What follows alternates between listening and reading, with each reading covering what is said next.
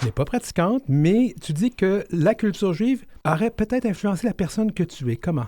Oui, mais même si je suis comme profondément athée, mais je suis quand même culturellement juive et puis je m'identifie comme juive. C'est une culture différente que la culture de majorité ici, mais on a comme exemple le concept de Tikkun Olam qui est vraiment un concept qu'il faut réparer le monde, qu'il faut travailler pour comme créer un meilleur monde, la justice sociale, c'est très, très, très ancré dans cette communauté. C'est aussi comme une communauté qui aime beaucoup ce débat. Donc, on aime discuter, on aime échanger, puis on n'a pas besoin d'avoir les mêmes opinions. Le débat en soi, c'est quelque chose d'agréable. Donc, j'ai grandi dans une famille comme ça. Puis, je pense que ma propre famille est un peu comme ça aussi. On aime comme discuter comme jusqu'à l'éternité sur n'importe quel sujet. Et puis, on n'a pas besoin d'avoir la même opinion, mais c'est juste la joie de discuter. C'est jamais pris personnellement.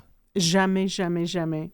Alors, comment fais-tu? Parce que le Québec, on va le dire, c'est une société qui aime bien se dire consensuelle et n'aime pas trop les débats. C'est toute une adaptation, ça. Mais oui, j'ai découvert ça assez rapidement quand j'ai commencé à travailler dans cette communauté que comme d'avoir des opinions un peu différentes ou de comme vouloir entrer dans une pour moi, comme débat, c'est comme une match de tennis.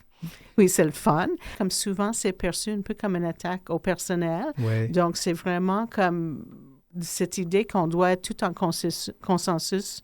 Pour moi, ça fait même pas de sens. Pour moi, c'est impossible. Et puis, c'est correct qu'on n'a pas les mêmes opinions. C'est normal.